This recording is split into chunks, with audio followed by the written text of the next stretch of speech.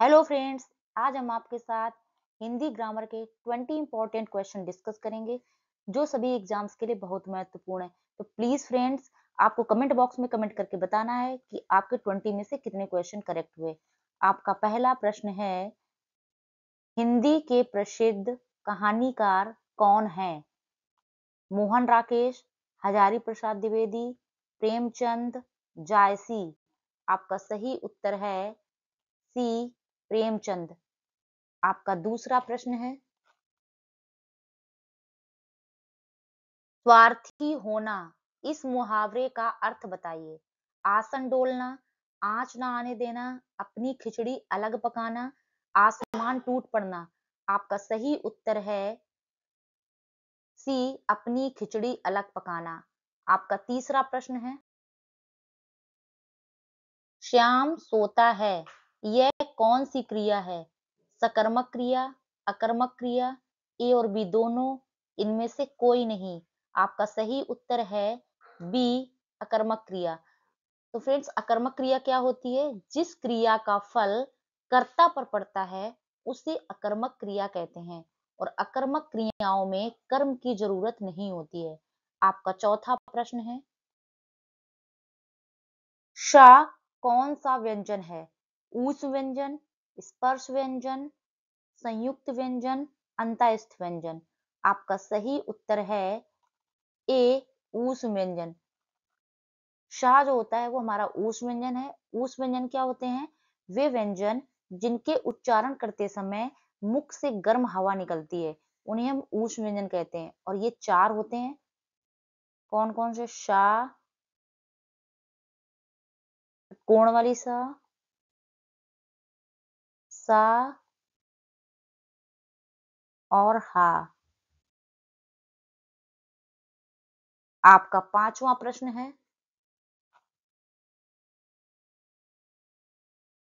वा का उच्चारण स्थान क्या है? मूर्धा, तालु, कंठ, दंतोष्ठ। आपका सही उत्तर है डी, दंतोष्ठ। दंतोष्ठ क्या होते हैं? वे वर्ण वे ध्वनियां जिनके उच्चारण में दंत और ओष्ठ दोनों का प्रयोग होता है, उन्हें हम बोलते हैं दंतोष्ठ। आपका छठवां प्रश्न है, हिंदी भाषा किस लिपि में लिखी जाती है? देवनागरी, गुरुमुखी, ब्राह्मी, सौराष्ट्री। आपका सही उत्तर है ए, देवनागरी। आपका सातवां प्रश्न है,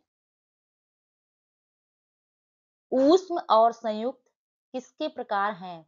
व्यंजन, स्वर, ए और बी दोनों, इनमें से कोई नहीं। आपका सही उत्तर है ए, व्यंजन। आपका आठवां प्रश्न है, अंतःस्थ व्यंजन कितने प्रकार के होते हैं? 8, 5, 7, 4। आपका सही उत्तर है डी, 4। अंतःस्थ व्यंजन वे व्यंजन होते हैं जो स्वरों और अन्य व्यंजनों के बीच आते हैं, और ये चार होते हैं। कौन कौन से होते हैं? या, रा, ला और वा। आपका नवां प्रश्न है, इनमें से कौन सा शब्द संज्ञा से बना हुआ विशेषण है?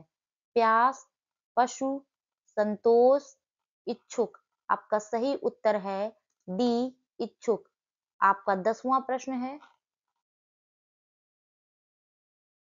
वनवास में कौन सा समास है? कर्मधारय, द्वंद्व, बहुब्रीहि, तत्पुरुष। आपका सही उत्तर है डी, तत्पुरुष। तत्पुरुष समास क्या होता है? वह समास जिसमें उत्तर पद प्रधान होता है और समास करते समय बीच में विभक्ति का लोप होता है। तो इसका अगर हम विग्रह करेंगे वनवास का, तो होता है वन में वास।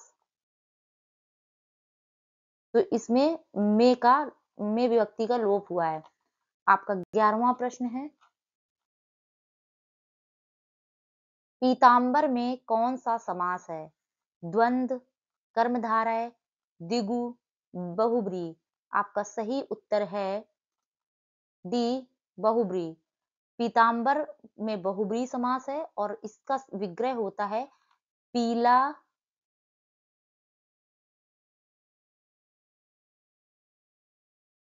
वस्त्र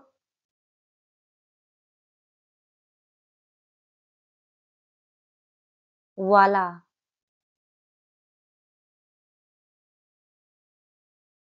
जो किसी विशेष व्यक्ति यानी श्री कृष्ण की ओर संकेत करता है। और हमारा बहुब्रीहि समास होता क्या है? जिस समास के दोनों पद प्रधान ना होकर के कोई तीसरा पद प्रधान होता है या दोनों पद मिलकर किसी तीसरे की ओर संकेत करते हैं, वहां पे हमारा बहुब्रीहि समास होता है। आपका 12वां प्रश्न है,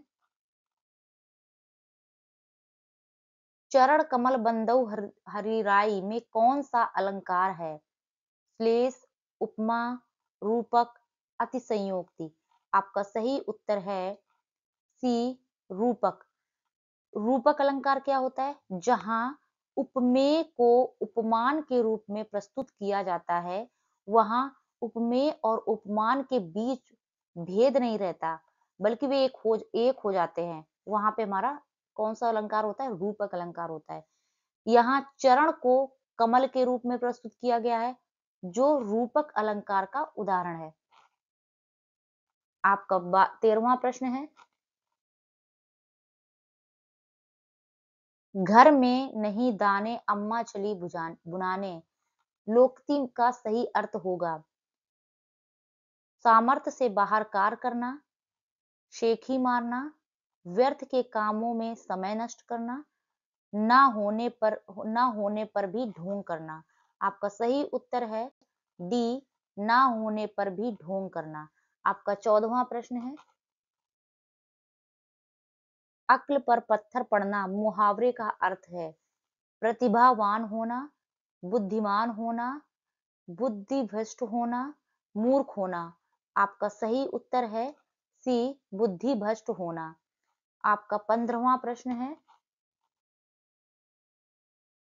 तन मन धन में कौन सा समास है? कर्मधारय, द्विगु, द्वंद्व, अव्ययीभाव। आपका सही उत्तर है सी, द्वंद्व। तन मन धन में द्वंद्व समास है, क्योंकि यहाँ पे तन, मन और धन शब्दों का समायोजन है, जो एक ही अर्थ को व्यक्त करते हैं। द्वंद्व समास क्या होता है? इसमें दोनों पद प्रधान होते हैं और विग्रह करने पर उनके बीच में और, तथा, या, अथवा, आदि एवं जैसे शब्द का प्रयोग किया जाता है। आपका 16वां प्रश्न है, तीन बेर खाती थी वे तीन बेर खाती है में कौन सा अलंकार है? अनुप्रास, श्लेष, यमक, अन्योक्ति। आपका सही उत्तर है सी, यमक अलंकार। तीन बेर खाती थी वे तीन बेर खाती है में यमक अलंकार है और यहाँ पर बेर शब्द दो अलग अलग अर्थों में प्रयुक्त हुआ है।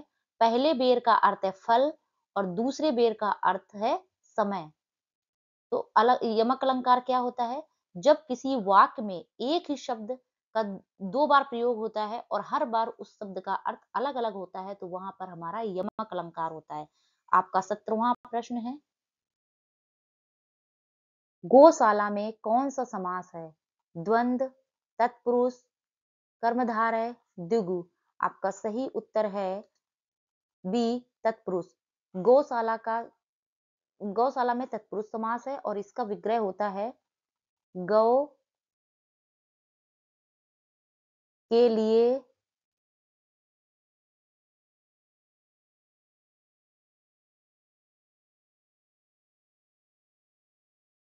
शाला,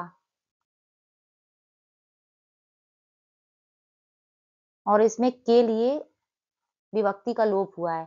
आपका 18वां प्रश्न है, विशेषण और विशेष के योग से कौन सा समास बनता है? द्वंद्व, कर्मधारय, तत्पुरुष, द्विगु। आपका सही उत्तर है बी, कर्मधारय। तो विशेषण और विशेष के योग से हमारा कर्मधारय समास बनता है। कर्मधारय समास का होता है जहां पर पहला पद दूसरे पद का विशेषण होता है और दोनों पदों में उपमान उपमेय का संबंध होता है। आपका 19वां प्रश्न है, अविकारी शब्द होता है सर्वनाम, अव्यय, संज्ञा, विशेषण। आपका सही उत्तर है बी, अव्यय। अविकारी शब्द को अव्यय भी कहते हैं और ऐसे शब्द जिनमें लिंग, वचन, पुरुष, कारक आदि के प्रयोग के आधार पर कोई भी परिवर्तन नहीं होता है, कोई विकार नहीं आता है, वो अविकारी शब्द कहलाते हैं। आपका 20वां प्रश्न है, तरन तनुजा तट तमाल तरुवर छाये में कौन सा अलंकार है? अनुप्रास, यमक, उत्प्रेक्षा, उपमा। आपका सही उत्तर है ए, अनुप्रास। इसमें अनुप्रास अलंकार है क्योंकि इसमें ता वर्ण की आवृत्ति हुई है और अनुप्रास अलंकार क्या होता है? अनुप्रास अलंकार में किसी काव्य में एक ही वर्ण की आवृत्ति होती है जिससे काव्य में विशेष प्रकार की ध्वनि और सुंदरता आती है। प्लीज फ्रेंड्स, अगर आपको वीडियो पसंद आया है तो प्लीज वीडियो को लाइक करें और अगर आप चैनल में नए हैं तो प्लीज चैनल को सब्सक्राइब कर लें और कमेंट बॉक्स में कमेंट करके हमें जरूर बताएं कि आपके कितने क्वेश्चन करेक्ट हुए 20 में से और वीडियो आपको कैसा लगा। Thank you.